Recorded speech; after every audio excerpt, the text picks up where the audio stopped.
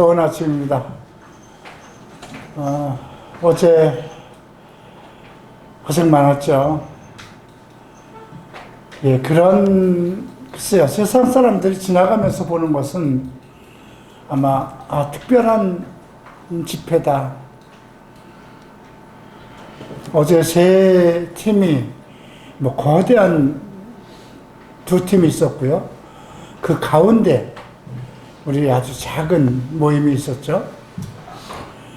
역시 벌써 9번째니까 해마다 1년에 한 번씩 치르는 우리는 영적 전쟁이었습니다. 이 소수의 무리가 그만한 집회를 해나가는 것도 쉽지 않았습니다. 어제 새롭게 느낀 것은 그 퀴어 축제를 하는 그 거대한 집단 무리를 보면서 예수를 믿지 않으면 저렇게 되겠구나. 비록 그들은 특별한 어떤 정체성의 문제로 그렇게 수만 명이 모여서 해마다 퀴어 축제를 하고 자기들의 인권 또 정체성에 대한 보장 이런 것을 주장하고 나타내는 것이겠지만 예수를 믿지 않는 사람들도 다 그와 같은 또 다른 어떤 욕정, 탐욕이 들끓고 있거든요. 예수를 믿지 않으면 저렇게까지 나빠질 수 있겠구나 하는 생각이 들었습니다. 또 어제는 그 특별하게 거룩한 방파제인가요? 제가 그 거룩한 방파제라는 이름을 사용하는 건 상당히 못마땅하게 생각하는데도 기론평 교수가 목사님 한 번만 좀 참여해 주실 수 없겠습니까? 사실 그 모임의 시작이 맨 처음에 그때는 거룩한 방파제가 아니었어요. 그 동성애 반대 운동이었죠. 맨 첫 해에 제가 거의 주관한 겁니다. 그리고 이거는 아니구나 해서 따로 나와서 홀리 페스티벌을 시작한 거죠. 그런데 기론평 교수가 이번에 저희 행사 막바지에 못할 뻔했어요. 무대 설치, 음향 설치 그걸 못할 뻔했는데 행사 전날 밤 12시에 기론평 교수가 도와서 제가 도와드리겠습니다. 그렇게 하고 어제 우리 모임에도 와서 좀 우리 모임하고는 조금 맞지 않는 메시지지만 그래도 자기 소신껏 자기 전공 분야니까 말씀하시고 가셨어요. 근데 이제 그분이 요청이 있어서 한 20-30분을 참 비비고 참 힘들게 걸어갔습니다. 제가 요즘 그 정도로 걷는 게 쉽지 않아요. 우리 형제들도 따라가요. 근데 가서 바로 올라설 줄 알았는데 40분을 또 대기하는 거예요. 그렇게 해서 또 올라갔는데 3분 안에 끝내래요. 여러분 3분에 무슨 얘기를 합니까? 인사 얘기하고 마무리하면은. 근데 다른 분들은 전부 또 어기더라고요. 근데 나는 더 할 말이 없더라고요. 제 할 말 하고 나니까. 나는 지금까지 이 집회에서 하던 전하는 메시지하고 조금 다른 메시지를 전하겠습니다. 우리 교회가 할 일이 무엇입니까? 용서와 사랑 아니겠습니까? 저들도 예수를 믿으면 우리와 같이 되는 사람들이니까 용서하고 사랑하십시다. 아마 원래 5분을 주기로 했는데 제가 다른 메시지를 전한다니까 겁이 나서 그런지 3분으로 자르더라고요. 그러고 들어오니까 퀴어들이 행진을 하고 우리는 철수 준비를 했죠. 여러분들은 어떤 걸 느꼈는지 모르겠지만 저는 그 두 단체를 보면서 예수를 안 믿으면 저렇게 퀴어처럼 되는구나. 또 오른쪽에 있었어요. 우리가 가운데 있다고 생각하면 오른쪽에 있었던 거룩한 방파제는 예수를 믿어도 하나님의 뜻을 모르고 하나님의 능력을 모른다면 그렇게 할 수 있겠구나. 지난주 우리가 공부한 사두개인에게 예수님께서 하신 말씀이에요. 너희가 성경도 모르고 하나님의 능력도 몰라서 오해하였도다 그랬죠. 우리 다 같이 그런 무리 속에 있었어요. 맨 처음에 예수를 안 믿던 시절에 그런 그룹에 있었고, 예수를 믿고 또 하나님의 뜻을 모르니까 그냥 예수 믿는 기쁨으로 또 교회 단체 속에 있었습니다. 그리고 지금 소수의 무리, 작은 무리가 이렇게 모였죠. 성경은 주님께서 하신 말씀입니다. 작은 무리여 두려워하지 말라 하셨습니다. 왜? 하나님은 하나님의 계획과 하나님의 뜻을 이루는데 하나님이 계획한 사람들을 통해서 이루십니다. 예수님은 홀로 이 땅에 오셨고 홀로 모든 사람의 죄를 짊어지고 십자가 위에서 정리하셨고 자기 12 제자에게 복음을 맡기셨습니다. 얼마나 작은 무리입니까? 12 제자면.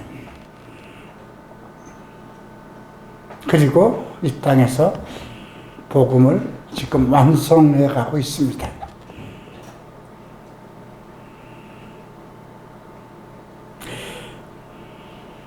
오늘 특별한 형제자매가 참석했네요. 여기 정성현, 이지우, 이지수 이름이 어떻게 형제 이름도 비슷한데 자매 이름도 비슷하네요.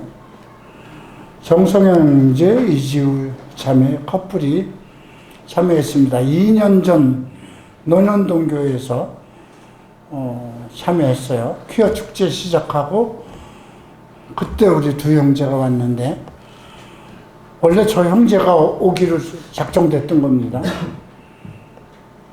그래서 목사님 제가 하는 교회 봉사가 있으니까 한 2주 정도 후에 그 정리하고 인수인계하고 그리고 오겠습니다. 저는 그렇게 들었어요. 내 귀가 잘못됐는지 모르겠지만. 네, 2년이 걸렸네요. 괜찮습니다. 예수 안에 계신 분들이잖아요. 근데 저는 이 두 분을 보는 기쁨보다 오늘 많이 슬프네요. 2년 동안 우리 갈보리 채플 그리고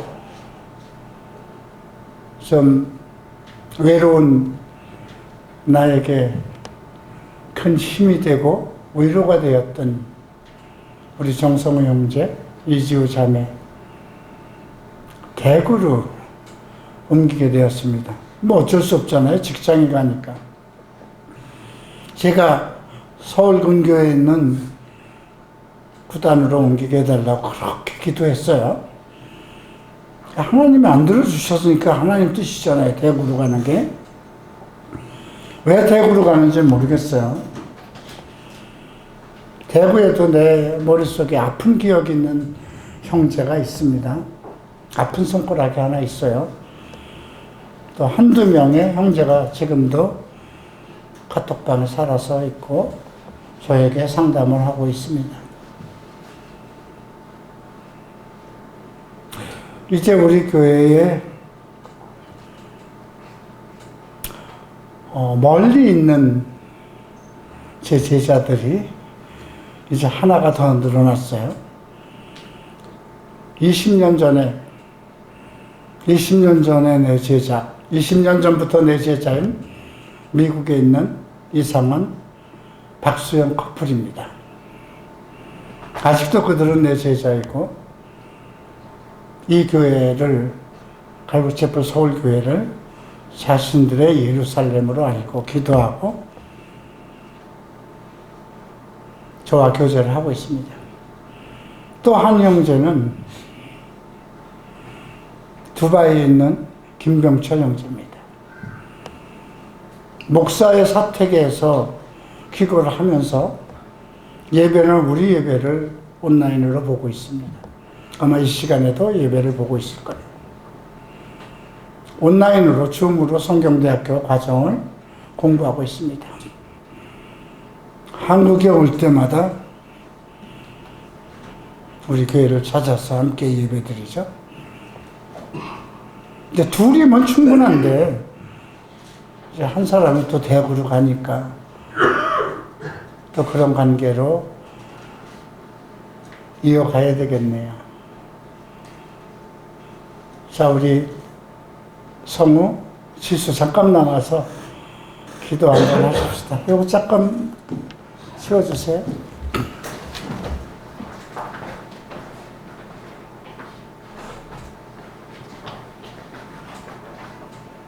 자, 우리 함께 기도하십시다.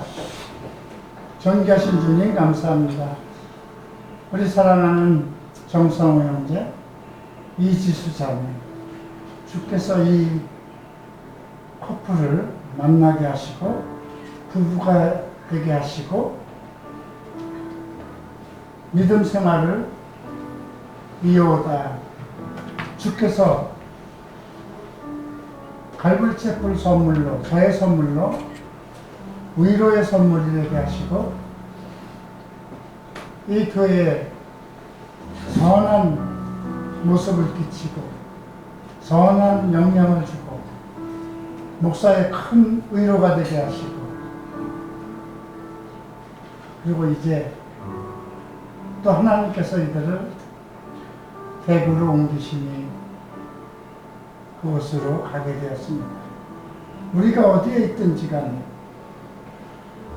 부모와 자식의 마음으로 스승과 제자의 마음으로 머리가 되신 예수님 그리고 갈보리 채플의 지체가 된 성도로서 서로를 위해서 기도하고 마음을 합하고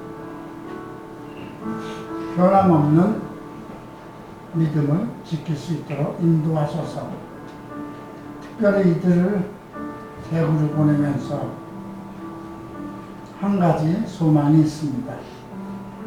이 부부에게 아이를 주셔서 이들이 원하고 있고 또 주께서 이들에게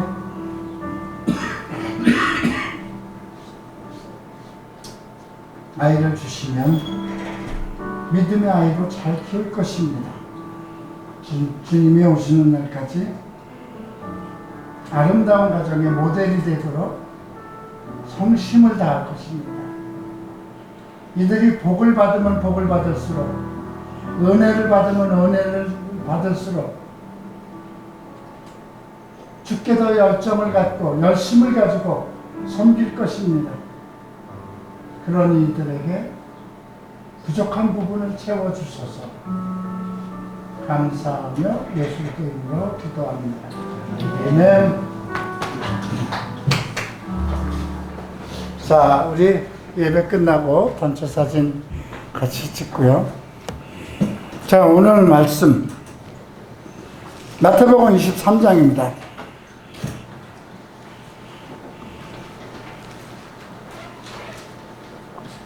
마태복음 23장 11절, 12절 말씀 함께 읽겠습니다.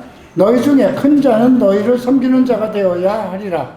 누구든지 자기를 높이는 자는 낮아지고 누구든지 자기를 낮추는 자는 높아지리라. 또 15절 말씀 함께 읽겠습니다. 화 있을진저 외식하는 서기관들과 바리새인들이여 너희는 교인 한 사람을 얻기 위하여 바다와 육지를 두루다니다가 생기면 너희보다 배나 더 지옥 자식이 되게 하는도다. 기도합니다. 주님 감사합니다. 오늘 예배가 복되게 하소서. 오늘 예배에 참석한 주의 성도들이 복되게 하소서. 하늘의 은혜로 가득 차게 하소서. 그리스도의 사랑으로 가득 차게 하소서. 하나님의 능력으로 가득 차게 하소서. 예수 이름으로 기도합니다. 아멘. 자, 앞에서 우리는 예수께서 천국에 대한 비유를 여러 가지로 말씀하셨죠. 우리가 21장에서 언급된 그 비유가 있었어요. 그 두 가지 비유였는데 두 아들에 대한 비유가 있었죠. 야, 아들아, 큰아들아, 자, 너 지금 포도원에 지금 바쁘니까 가서 좀 네가 좀 일 좀 해라. 그러면요 아버지 걱정하지 마세요. 근데 안 갔어요. 친구들하고 놀러 갔어요. 둘째 아들은 조금 좀 망난이었는가 봅니다. 자기 고집대로 놀았던가 봅니다. 야, 둘째야, 야, 형도 간다고 그랬는데 너도 가서 좀 도와줘야 되지 않냐? 아니요. 저 오늘 바빠요. 친구들하고 약속 있어요. 그리고 이제 뛰어나갔는데 가다 보니까 여러 가지 참 마음에 찔렸는가 봐요. 그래도 형은 간다고 그랬는데 아버지가 나한테 그렇게 처음으로 당부하셨는데, 그래서 후회가 돼서 포도원으로 가서 일을 했습니다. 누가 아버지의 뜻이냐 이거예요. 큰아들은 태어나면서부터 상속받을 그 장자의 명분을 가지고 있잖아요. 장자는 2배를 상속받았어요. 아버지의 상속자는 자신 큰아들이거든요. 자, 두 번째 비유는 포도원을 가지고 있는 주인이 농부에게 맡겼어요. 모든 걸, 포도원에다, 포도즙 틀에다, 모든 걸 다 해놓고 세를 주고 갔어요. 이제 열매가 익을 때가 되니까 돌아와서 이제 종들을 보냅니다.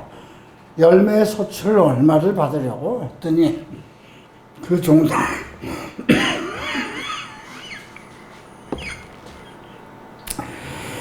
그 종들을 이제 심히 때리고 돌로 치고, 그래서 더 많은 종을 보내요. 그랬더니 또 그들을 더 심하게 때리고 능욕합니다. 그래서 이제 아들을 보냅니다. 야, 내 아들을 보내면 존대할 것이다 했더니 저놈은 상속자 아니냐. 그리고 저를 죽이고 우리가 유산을 차지하자 하고 포도원 바깥으로 내쫓았습니다. 주인이 어떻게 할 것이냐. 그 농부들을 전부 다 능멸해서, 그리고 불로 살라버리고 그들을 버리고 다른 농부에게 세를 줄 거 아니냐. 이스라엘에 대한 말씀이었습니다. 다른 농부가 누굽니까? 우리들입니다. 이방인들입니다. 세 번째, 22장 지난주에서 배운 비유는 혼인잔치입니다. 혼인잔치는 계시록 19장에 나오죠. 우리는 모두 그리스도의 신부입니다. 근데 혼인잔치에 청함을 받은 사람들이 있습니다. 유태인입니다. 우리는 그리스도의 신부고 그들은 청함을 받은 사람, 혼인잔치에 청함을 받은 사람이에요. 그래서 다 준비됐으니까 오찬이 잘 됐으니까 와서 즐겨주십시오 했더니 나는 밭에 가야 되고 나는 장사차 가야 되니까 못 갑니다. 그리고 또 몇 사람들은 그 주인의 종들을 능욕하고 모욕했어요. 그 임금이 어떨까요? 왕이 노하죠. 그래서 군대를 보냅니다. 그리고 살인한 자들을 진멸하고 그 동네를 불살라 버립니다. 예루살렘이 예수님 소천하신 후에 70년 후에 로마의 티토 장군에 의해서 예루살렘이 완전히 불타버리죠. 예루살렘의 초토화되는 것을 예언하신 것입니다. 그리고 너는 밖에 나가서 닥치는 대로, 큰 대로로 가서 닥치는 대로 사람을 끌어봐라. 혼인잔치를 꽉 준비됐는데 비울 수는 없지 않냐. 그래서 종들이 가서 다 끌어옵니다. 얼마나 많은 이방인들이 들어왔습니까? 우리도 유대인은 아니지만 하나님의 자녀가 되는 그 권세를 받았으니까. 그래서 포도원으로 몰려 들어갔습니다. 그래서 임금이 내 아들 혼인잔치에 이제 온 사람들을 좀 보려고 나갔는데 그 중에 딱 한 사람이 예복을 안 입었어요. 다른 사람은 다 예복을 입었다는 거예요. 이 메시지는 매우 중요합니다.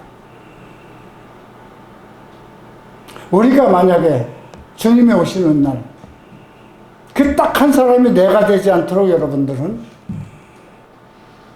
지금 자기를 다듬어야 됩니다. 거룩한 옷이 무엇이겠습니까? 계속 19장에서 언급되는 말씀은 내가 너의 혼인잔치가 준비되었으니 신부를 너희에게 보여주겠다. 신랑은 누구예요? 예수님이에요. 근데 거룩한 정결한 예복을 세마포를 입은 신부를 데려옵니다. 그리고 이 세마포는 성도의 정결한 행위, 성도의 행위라고 얘기를 합니다. 행실, 정결한 성도의 행실. 여러분 어떻습니까? 그것이 우리가 입을, 교회 성도들, 예수님의 신부가 입을 옷입니다. 내가 여러분들에게 당부하고 싶은 것은 하나님 앞에 딱 한 사람이 되지 말라는 거예요. 그 얼마나 많은 거룩한 무리가 들어왔는데 혼인잔치에 참석했는데 예복을 입지 않는 사람 딱 한 사람, 세마포를 입지 않는 딱 한 사람, 아직도 예수를 믿지 않는 때와 같은 동일한 생활을 하는 사람, 정결한 행위라는 걸 뭘까요? 그리스도인으로서의 의롭고 거룩한 삶의 모습이죠. 예수를 믿으면서 아직도 담배를 피고 술을 먹고 음행을 하고 잘못한다면 그건 세상 사람보다 나은 건 없어요. 물론 과정이 있어요. 변화되는 과정이 있어요. 그 변화되는 과정은 여러분들이 하나님의 말씀을 듣고 잘못을 깨닫고 회개하고 둘째 아들처럼 아버지의 포도원으로 들어가는 것입니다. 자, 이렇게 우리가 포도원에 대한 예수님의 비유를 공부했습니다. 오늘 23장 아주 참 특별한 말이 많이 나옵니다. 33절 볼까요? 뱀들아, 독사의 새끼들아, 너희가 어떻게 지옥의 판결을 피하겠느냐. 뱀들은 창세기에 나오는 하나님이 창조한 아담과 하와를 유혹해서 실족하게 하고 모든 인류 후손들을 죄인이 되게 한 그 장본입니다. 독사의 새끼, 이 지금 뱀들도 복수로 나와 있죠. 어떻게 생각하면 어제 퀴어 축제에 나와 있는 그 5만 명의 무리 뱀들이고 독사의 새끼들이 아니요. 그들은 아직 예수를 믿지 않고 있기 때문에 이 모든 세상에 있는 죄인들과 동등한 그 위치에 있을 뿐이에요. 여기서 얘기하는 뱀들과 독사의 새끼들은 예수님 그 당시에 종교 지도자들입니다. 서기관과 바리새인입니다. 서기관은 뭐 하면서 지금 신학자예요. 신학교 교수이고 성경을 필사하고 하나님의 말씀을 연구하는 것이 서기관입니다. 바리새인은 이스라엘 종교 집단 중에 가장 큰 무리죠. 회당장도 바리새인이어야만 됩니다. 이스라엘의 모든 일들을, 민족에 관한 일들을 주관하고 결정하는 70인 공회도 바리새인 속에 있습니다. 그들을 향한 메시지예요. 자, 그런데 왜 이 메시지를 뱀들아, 독사의 새끼들아 하고 그들을 책망하고 너희들이 지옥의 판결을 피할 수 있느냐? 그렇게 책망하면서도, 이건 영적인 문제죠. 이스라엘이 완전히 불이 타버리고 군사를 보내서 불이 타버리고 예루살렘 성전이 완전히 불타서 없어진 거는 현실적인 거예요. 그러나 지옥의 판결, 뱀과 독사의 자식들이라는 것은 영적인 문제입니다. 그래서 오늘 앞에서 읽은 그 말씀을 13절에 있는 그 말씀, 외식하는 서기관들과 바리새인들이 너희는 천국 문을 사람들 앞에서 닫고 너희도 들어가지 않고 들어가라는 자들까지 못 들어가게 한다. 그들의 천국 문을 지키는 자들이에요.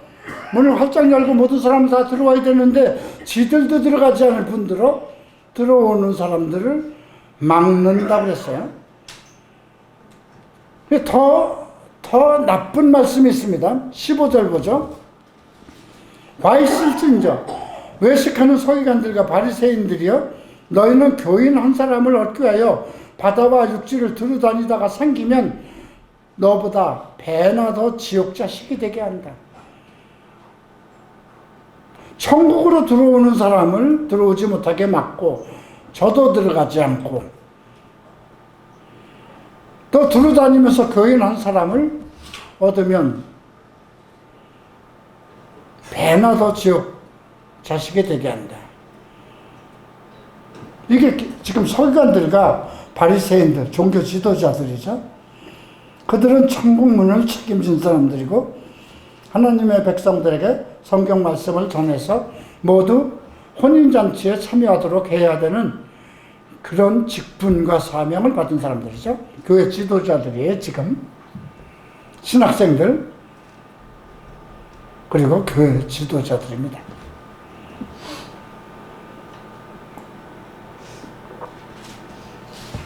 자, 그런데 지금 여기까지만 보면 참 나쁜 사람들이다. 어쩌면 우리가 어제 본 또 다른 무리와 같은 그런 형상이 머릿속에 느껴질 수도 있어요. 한국의 장자교회라고 하는 그룹들의 단체. 그런데 오늘 메시지의 중점은 그게 아니에요. 1절 보시겠습니다. 이에 예수께서 무리와 제자들에게 말씀하여 이르시되, 누구에게 하신 말씀입니까? 설교의 대상이 먼저 무리가 나옵니다. 여러분들입니다.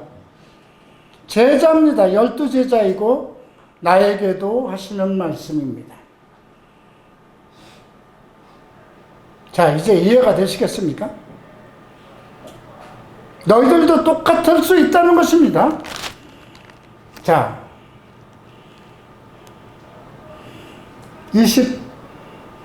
28절 한번 보시겠습니다. 오늘은 이해를 돕기 위해서 좀 중간중간 살펴보겠습니다. 28절 보면 이와 같이는 이제 위에서 7가지의 화 있을진저 서기관들과 바리새인들의 7가지의 위선적인 행동, 잘못된 종교활동, 그런 것들을 지적하고 이제 28절에 보면 이와 같이 너희도라고 그랬어요. 너희도 누굴까요? 예수를 따르는 무리와 제자들입니다. 여러분들이고 나입니다. 겉으로는 사람에게 옳게 보이되 안으로는 외식과 불법이 가득하도다. 어떻습니까? 괜찮습니까? 여러분, 이 말씀 여러분들에게 꺼림이 없습니까?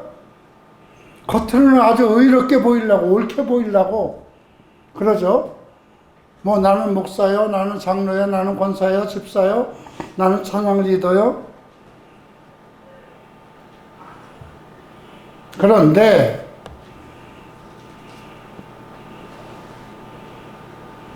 참 외식, 위선이죠. 불법한 자들은 하나님 나라를 상속받지 못한다는 게 바울 사도의 논지입니다. 불법은 뭘까요? 성경을 어기는 겁니다. 비성경적 생활. 하지 말라는 거 하지 말아야죠. 술 먹지 말라 하면 하지 말아야죠. 음행하지 말라 하면 하지 말아야죠. 하나님의 명령입니다.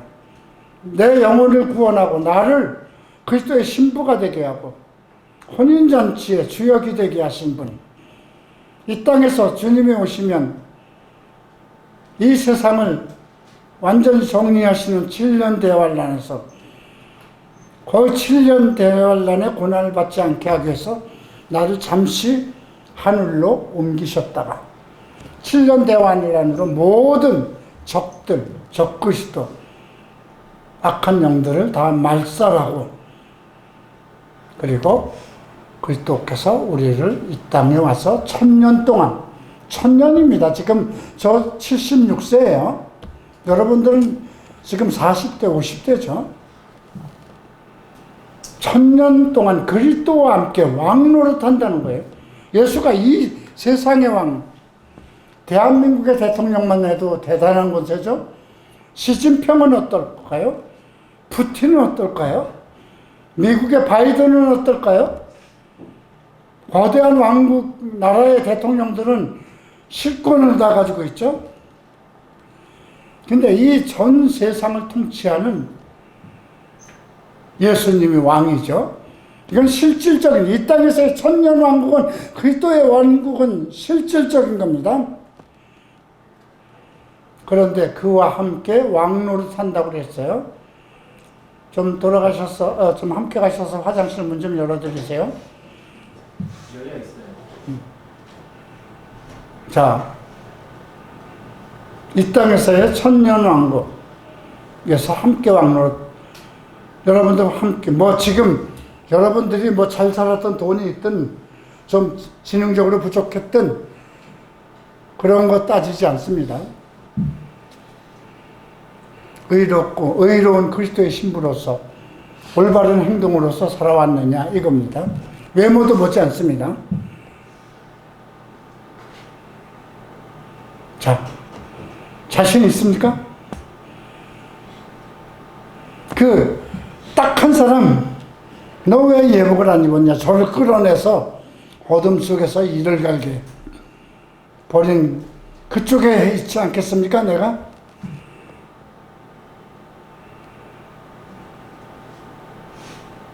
그러니까 이 오늘의 우리에게 주시는 말씀 잘 새겨야 됩니다. 자, 그러면 바리새인과 서기관이 가지고 있는 7가지의 잘못된 것 무엇일까요? 이제 살펴보겠습니다. 2절 봅니다. 서기관과 바리새인들이 모세의 자리에 앉았으나, 모세의 자리에 앉았다는 건 지도자의 자리에 있다는 것입니다. 그러므로 무엇이든지 그들이 말하는 바는 행하고, 왜? 모세의 율법을 가리키니까. 일반 교회 잘못된 목사들이 성경 얘기를 하면 그 성경을 가리키는 것은 행하라는 것입니다. 그들이 행하는 행위는 본받지 말라. 그들이 말만 하고 행하지 아니하며 또 무거운 짐을 묶어 사람의 어깨에 지우되 자기는 이것을 한 손가락으로도 움직이려 하지 않는다. 모든 것을 사람에게 시키고 자기는 새끼손가락 하나도 하지 않고 사람들만 부려먹는다는 것입니다. 그런데 우리가 여기서 생각해야 되는 것은 혹시 그냥 일반 교회에 나가서 잘못된 것을 가리키는 곳이 있다 하더라도 그 교회에서 목사가 성경 얘기를 하면 그것은 지키라는 것입니다. 자, 5절을 보면 그들은 모든 행위를 사람에게 보이고자 하니 곧 경문의 띠를 넓게 하며 옷수를 길게 하며. 경문은 계명을 조그만 상자에다 담아서 머리에다가 그 네모 상자를 가느다란 띠로 묶은 겁니다. 아, 나는 이렇게 하나님의 말씀을 머리에다 두고 있어, 이런 표시인데 원래 가는 줄에다 해야 되거든요. 근데 더 넓은 띠를 매요. 여러분, 우리 오늘 성찬을 대하지만 1년에 한두 번 성찬을 대하는 교회나 성탄절이나 또 오순절이나 이런 때가 되면 일반 교회 목사들이 하얀 옷을 입고 뭐 어떤 때는 빨간 띠, 어떤 때는 보라색 띠를 메고 합니다. 그런데 어떤 옷은 보라색 옷에 여기 딱 까만 줄이 어떤 사람 2줄이 있는데 어떤 사람 4줄로 하고 더 위대하게 보일까요? 목사가 청바지와 반바지 입고 나와서 설교하면 뭐 바지로 설교하는 거 아니죠? 그것이 중요할까요? 여러분, 강대 싸는 걸 화려하게 꾸미고 꽃으로 장식하고 뭘 하면 그 교회가 더 위대하고 화려해집니까? 지금 이 문제를 다루는 거예요. 옷술이라는 건 옷을 입으면 제사장들이 그 밑에 술을 달아요. 근데 더 큰 술, 이렇게 여러분들 술이라는 건 이렇게 조금 보기 좋게 하는 거, 여자들의 어떤 놀이개에 이렇게 술이 달리죠. 그런 걸 다는 건데 그게 조그매요. 조그만 내 귀퉁이에 다는 건데 큰 걸로 다는 거예요. 사람들에게 더 위대하게 보이려고. 잔치의 윗자리에 회당의 높은 자리, 잔치만 하면 높은 자리에 앉습니다. 어제도 그 집회를 갔더니 아주 그 회장, 그 집회를 이끄는 회장이 다 가운데 앉아 있더라고요. 그분은 끝까지 앉아 있더라고요. 시장에서 문난받는 것과 사람들에게 랍비라 칭함을 받는 것. 랍비는 박사라고 칭찬을 받는 것입니다. 자, 그러면서 주님은 너희는 랍비라 칭함을 받지 말라. 너희의 선생은 하나요. 너희는 다 형제니라. 랍비라, 박사라는 칭함을 받지 말라는 겁니다. 요즘 박사학위 없으면 목사로 청빙받기 힘든 시대입니다. 근데 예수님은 너희는 다 형제라고 합니다. 땅에 있는 자를 아버지라고 하지 말라. 너희의 아버지는 한 분이니 하늘에 계신 이라. 이건 영적인 걸 얘기한 것입니다. 여러분들 아버지들에게 효도하지 말라는 거 아니에요. 부모에게 효도하라는 것은 약속이 있는 첫 계명이에요. 반드시 해야 되는 겁니다. 부모에게 효도를 안 하면 불법이에요. 불법 행하는 자들은 지옥으로 들어간다고 오늘 뒤에서 아까 봤죠. 뱀들의 자식들아, 이렇게 책망했어요. 지도자라 칭함을 받지 말라. 너희 지도자는 한 분이니 곧 그리스도라. 이 말은 뭘까요? 목사라 칭함을 받지 말라는 뜻이 아닙니다. 모든 가르침이 예수 그리스도의 가르침으로 일관해야 되고, 너희는 예수 그리스도의 한 형제로 살아야 되고, 그렇기 때문에 자기를 높이지 말라는 것입니다. 목사의 자리에 있든 총회장의 자리에 있든 자기를 높이려고 애를 쓰지 말고, 드러내지 말고, 뭐 영적인 아버지라는 말을 많이 해요, 목사들이. 특별히 어떤 뭐 알코올 중독, 뭐 이런 마약과 뭐 어떤 그런 것을 전문으로 하는 곳에는 그 목사들이 자기들이 영적인 아버지라고, 무슨 영적인 아버지예요? 그냥 우리는 가리키는 사람들입니다. 아버지라 칭함받지 말라고 그랬어요. 지도자는 한 분, 그리스도라는 것입니다. 자, 그래서 너희 중에 큰 자는 섬기는 자가 되어야 된다. 그리고 누구든지 자기를 높이는 자는 낮아지고 누구든지 자기를 낮추는 자는 높아지리라. 높은 위치에 있을수록 겸손하고 자기를 낮추고 섬기는 자가 되라는 말씀입니다. 두 번째, 13절, 화 있을진저. 이거는 아까 우리가 주제로 삼은 말씀입니다. 천국문을 사람들의 앞에서 닫고 너희도 들어가지도 않고 들어가는 사람까지도 못 들어가게 하고, 또 하나는 교인 하나를 얻으면 그거 참 바다와 육지 그냥 다니면서 사람을 하나 얻었으면 너희보다도 더 배나 지옥 자식이 되게 하는도다. 무슨 뜻일까요? 교회가 말씀 가리키는 일을 하지 않고 또 지들도 하나님 말씀을 연구하고 가르치려고 하지 않고 교회의 어떤 다른 행위로 빠진다는 것입니다. 잘못된 것을 얘기하는 것이죠. 그런데 배나 더 지옥 자식이 되게 하는 건 뭘까요? 성경을 안 가르치니까. 자, 문선병이 집단 어떨까요? 신천지 어떨까요? 정명석의 집단 어떨까요?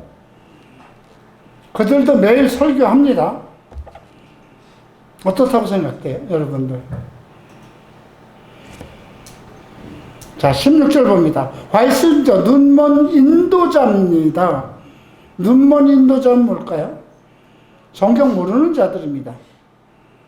여러분, 신학교 들어가면 성경을 더 안 가르쳐요. 신학교 4년, 신대원 3년에서 7년을 해야 이제 강도사 고시 보고 목사 고시 봐서 이제 목사 안수를 받아요. 그냥 7년 동안 창세기부터 계시록까지 안 가르칩니다. 어떻게 하면 교회를 크게 할 것인가? 어떻게 하면 설교를 멋지게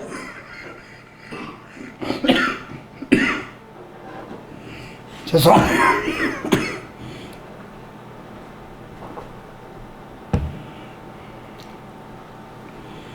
그러니까 눈먼 인도자는 소경이 소경을 이끌면 어떻게 이렇게 같이 넘어지겠죠. 그런데 누구든지 성전으로 맹세하면 아무 일 없고요. 성전의 금으로 맹세하면 지킬지라. 자, 성전으로 맹세하면 아무 일 없고 성전의 금으로 맹세하면 지킬지라. 이 말은 뭘까요? 너희가 만약에 내가 하나님께서 내게 정말 축복해서 어떤 물질을 집을 주시면 내가 헌금을 이만큼 하겠습니다. 내게 20억짜리 아파트를 하나 주시면 자, 내가 한 3억 정도, 2억 정도 교회에 드리겠습니다. 그렇게 돈을 가지고 재물을 가지고 맹세만 지키라는 거예요. 성전을 가지고 하나님 내가 이 성전을 위해서 무엇을 그건 관계없다는 거예요. 이건 왜 그럴까요? 돈이 많이 들어오면 자기들 것이 되니까. 그죠? 그것을 무엇에 눈이 멀었을까요? 돈에 눈이 먼 사람들입니다. 그래서 어리석은 맹인들이여 어느 것이 크냐? 금이냐? 금을 거룩하게 하는 성전이냐? 그죠? 너희가 또 이르되 누구든지 제단으로 맹세하면 아무 일 없거니와 그 위에 있는 예물로 맹세하면 지킬지라. 하나님께 드리는 돈의 문제, 재물의 문제, 하나는 예물의 문제, 전부 다 어떤 현실적인 거잖아요. 그죠? 성전과 제단은 전부 다 하나님과 관계되는 영적인 문제잖아요. 여러분들 어느 것을 더 중요히 여깁니까? 자, 우리 교회 강덕상 괜찮습니다. 아무 것이 그냥 이거 없어도 되고 나무 조각으로 해도 됩니다. 중요한 건 아닙니다. 그런데 지금 돈의 문제, 금을 가지고 만약에 맹세했다면 반드시 지켜야 된다. 예물을 가지고 했으면 반드시 지켜야 된다. 거기다가 성전에다 두지 않고 제단에다 두지 않고 사람의 마음을 그런 것에다 해서 내가 이렇게 하면 왜 그럴까요? 그 장로들이나 서기관들이 많이 기도해주고 관심을 갖기 때문이죠. 자, 23절 갑니다. 이건 매우 중요합니다. 오늘 이 말씀을 읽고 만약에 꺼리낌이 있으면 반드시 지켜야 됩니다. 함께 읽겠습니다. 과일순적 외식하는 서기관들과 바리새인들이여, 너희가 박하와 회양과 근처의 11조는 드리되 율법에 더 중요한 정의와 긍휼과 믿음은 버렸도다. 그러나 이것도 행하고 저것도 버리지 말아야 한다. 말씀의 핵심은 무엇일까요? 이것도 지키고 저것도 버리지 말아야 된다는 것입니다. 이건 성도들에게 하는 말씀입니다. 자, 박하와 회양과 근체, 요즘 얘기로 하면 향료입니다. 향료는 상당히 비싸기도 하고 양이 적어요. 그런데 이제 외국에서 어떤 귀한 돈을 들여서 어떤 향료 조그만 걸 사면 거기서도 10분의 1을 덜어서 내는 것이 유대인들입니다.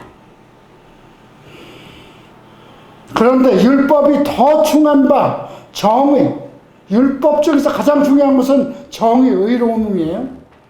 긍휼, 베푸는 것이에요.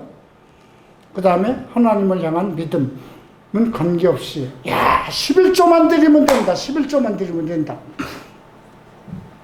그래서 조그만 것까지라도 다 드려야 돼. 아주 그 11조에는 그냥 완벽하게. 내가 어느 형제가 11조를 드리는데 뒤끝에 맨 끝에 10원짜리까지 계산해서 내서 그렇게 내지 마. 그렇게 내다가 잘못하면은 1원이라도 덜 가면 어떡하냐? 그러지 말고 그냥 50원이면 100원으로 내든가 100원짜리로 계산하기 힘들면 그냥 1000원 단위로 하는 게 좋지 않냐? 그랬더니 그 형제가 그럼 잘라버려도 됩니까? 자르면 안 되는 거 아니에요? 그죠? 잘라버리면 안 되죠. 올려야지. 그럼 1000원 아껴가지고 여러분 생활에 도움이 되겠습니까? 여러분, 11조 문제입니다. 헌금 문제입니다. 어떻습니까? 이것도 행하고 저것도 버리지 말라고 하신 말씀입니다. 여러분 11조 들어올 때 어떻게 계산합니까? 생활비에서 모든 거 다 제하고 남는 돈으로 계산합니까? 아니죠. 사업하는 사람들은 참 11조를 정하기가 쉽지 않아요. 적자도 날 수 있으니까. 그런데 여러분 생활할 때 여러분들 회사에서 받는 돈에서 집안에 쓰는 모든 결산 다 끝나고 11조 하지 않죠. 아마 여러분들은, 나는 그렇게 생각해요. 여러분들이 급여를 받을 때 제일 먼저 생각하는 것이 무엇인가가 사실 중요합니다. 이번에 생활비 얼마 들어가고 우리 아들에게도 줘야 되고 못 줘야 되고 여러 가지 다 한 달 예정표가 나오죠. 그러나 중요한 건 뭘까요? 하나님과의 관계죠. 그죠? 하나님이 보시든 말든, 목사가 보든 말든, 이건 내 믿음의 발로입니다. 많은 사람들이 11조는 구약에서만 나오는 거니까 신약에 관계부터 주님이 말씀하셨어요. 이것도 행해야 되고, 저것도 버리지 말아야 된다. 그러면서 이 말씀하십니다. 맹인대 인도자에 하루 살이는 걸로 내고 낙타는 삼키는다. 그냥 잔돈은 그냥 됐어. 계산하지 마. 그리고 큰 것만 챙긴다는 뜻입니다. 그래서 25절에 와 있을 때 외식하는 서기관들과 바리새인들이여, 잔과 대접의 겉은 깨끗하되 그 안에는 탐욕과 방탕으로. 방탕은 무엇일까요? 방탕은 식욕도 들어갑니다. 먹는 것에. 자기 먹는 것에는 아주 그냥 막 어떤 사람 너무 개걸스럽게 잘 먹는, 그 먹는 것에만 힘쓰는 사람이 있어요. 성적인 욕구. 이게 다 방탕한 생활입니다. 자제할 능력을 상실한 것. 먹는 것과 입는 것과 사치와 성적인 욕구에 어떤 자제의 능력을 상실한 것을 방탕이라고 합니다. 탐욕과 방탕이 가득하도다. 눈만 바리새인들이야. 너는 먼저 안을 깨끗이 하고 와라. 그리하면 겉도 깨끗. 겉은 깨끗하고 아주 위대하고 거룩하게 보이는데 속은 아주 더럽다는 것입니다. 회칠한 무덤이랑 마찬가지라는 거예요. 무덤은 아름답게 회칠을 했지만 그 속엔 더러운 뼈가 있잖아요. 28절 함께 읽겠습니다. 이와 같이 너희도 겉으로는 사람에게 옳게 보이려고 하되 보이되 안으로는 외식과 불법, 의선으로 가득 차면 안 된다는 거예요. 네, 하나님이 보시기 때문에 사람은 속일 수 있습니다. 목사도 속일 수 있고 여러분 부모도 다 속일 수 있고 아내도 속일 수 있어요. 근데 하나님은 여러분들의 마음을 들여다봅니다. 마음의 문제를 얘기하는 것입니다. 자, 그리고 13절에 뱀들아, 물론 32절에 너희 조상의 분량을 채우라. 이건 뭘까요? 우리가 과거에서 그 많은 선지자들이 이스라엘 왕들이 죽였어요. 우리가 그때 있었으면 우리는 절대 그러지 않았을 거야. 이렇게 얘기하는 사람들이죠. 그 말에 예수님이 너희가 선지자를 죽인 자의 자손임을 스스로 증명.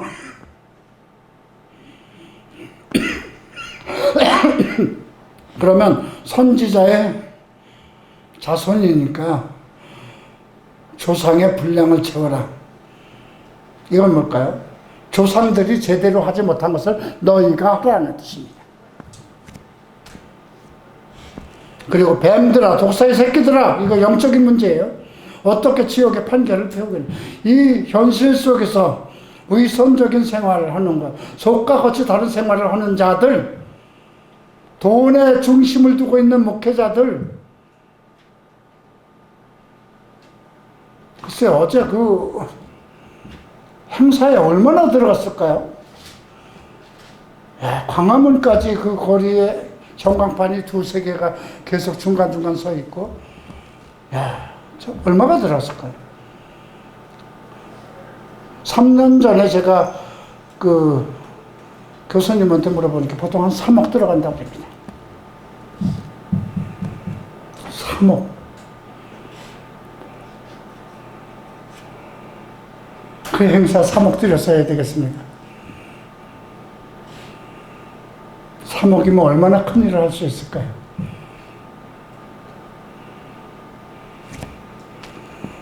자, 한 말씀 이제 보고 정리합니다. 34절 그러므로 내가 너희에게 선지자들과 지혜 있는 자들과 서기관들을 보내면 너희가 그 중에 더러는 죽이거나 십자가에 못 박고 그 중에 더러는 너희 회당에서 채찍질하고 이 동네 저 동네로 따라다니며 박해하리라. 그러므로 아벨의 피로부터 성전과 제단 사이에서 너희가 죽인 바가라의 아들 사가라의 피까지 땅에서 흘린 의로운 피가 너희에게 돌아가다. 이스라엘 백성들이 행한 핏값을 갚으시겠다는 거죠. 그리고 이것이 다 이 세대는 예수님이 사시는 세대의 이스라엘 백성. 한 세대가 100년입니다. 그래서 예수님 돌아가신 후에 70년 후에 디토 장군이 예루살렘을 불태우고 예루살렘 초토화됐죠. 망했습니다. 그걸로. 자, 37절 예루살렘아 예루살렘아 선지자들을 죽이고 내게 파송된 자들을 돌로 치는 자여 암탉이 그 새끼를 날개 아래에 모음과 같이 내가 내 자녀를 모으라 한 일이 몇 번이나 그러나 너희가 원치 아니하였도다. 보라 너희 집이 황폐하여 버려진 바 되리라. 예수님께서 자기를 암탉에다 비유합니다. 암탉이 자기 병아리 새끼를 보호하려고 하는 그만큼 여러 번 했는데도 너희가 거절하여 원치 않았다는 것입니다. 그러니까 너희 집이 황폐하여 버려진 바, 너희 집은 이스라엘의 예루살렘 성전입니다. 믿음의 중심이며 이스라엘 백성의 삶의 중심이고 신앙의 중심입니다. 보라 내가 너희에게 이르노니 이제부터는 너희는 천송하리로다. 주의 이름으로 오시는 이여 할 때까지 나를 보지 못하리라. 이스라엘 백성은 예수님이 오실 때까지 주를 보지 못하도록 제쳐버렸습니다. 그리고 이방인의 시대가 옵니다. 중요한 것은 오늘 우리를 향한 메시지라는 것이죠. 몇 가지가 있었어요. 그렇죠? 우리 손 떨지 말라. 함부로 맹세하지 말라. 재물과 돈을 중요시하는 교회가 되지 말라. 그런 지도자가 되지 말라. 높임을 받은 지도자로 세움을 받지 말라. 11조 지켜라 이 말씀이에요.